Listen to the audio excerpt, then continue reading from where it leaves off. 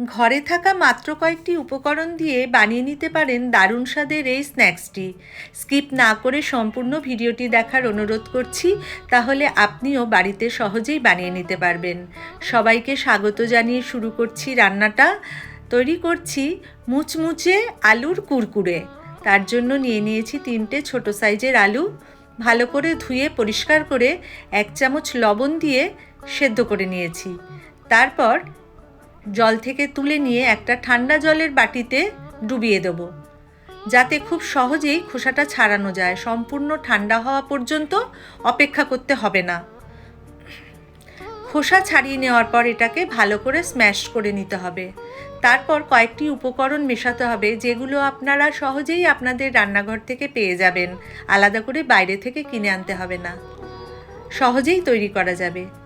ভালো করে একটা স্ম্যাশার দিয়ে স্ম্যাশ করে নিচ্ছি। আপনারা হাত দিয়েও স্ম্যাশ করতে পারেন, কিন্তু খেয়াল রাখতে হবে যেন বড় কোনো আলুর টুকরো থেকে না যায়।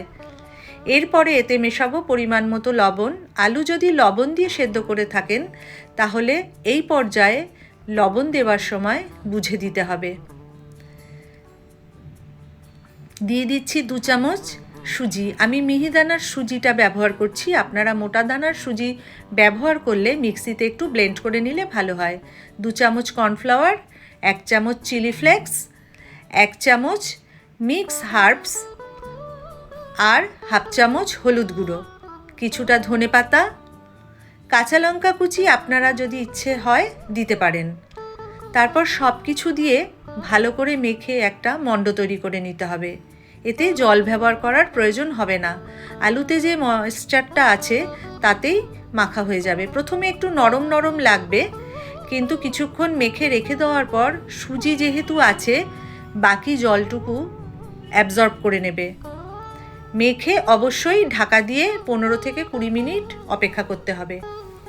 তারপর হাতে একটু তেল মেখে মণ্ডটা থেকে কিছুটা পরিমাণ নিয়ে 2 হাতের সাহায্যে একটু চেপে লম্বা লম্বা আকৃতির শেপ দিয়ে নিতে হবে। দেখতে অনেকটা আমরা বাজার থেকে যে কুরকুরে কিনে খাই সেরকম হবে। ভীষণ সুন্দর হয় এটি খেতে।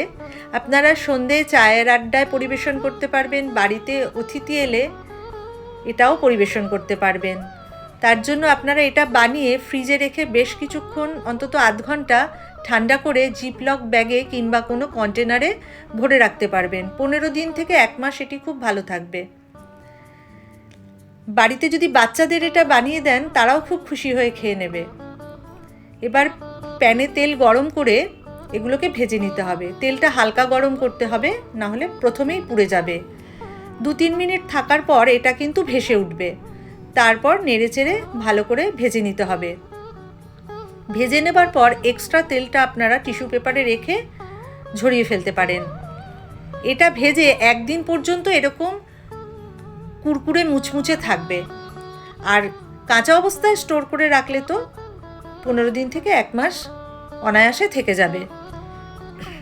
কেমন লাগছে রেসিপিটি আপনারা কিন্তু নিজেরা বানিয়ে খেয়ে অবশ্যই কমেন্ট করে জানাতে ভুলবেন না। কতটা কুরকুরে হলো আমি একটা ভেঙে আপনাদের দেখিয়ে দেবো। ভালো লাগলে একটা লাইক করে দেবেন। এরকম আরও রেসিপি পেতে হলে মুনস কুকিং চ্যানেলটি সাবস্ক্রাইব করার অনুরোধ জানাচ্ছি। দেখা হবে আবার পরবর্তী কোনো ভিডিওয়ে।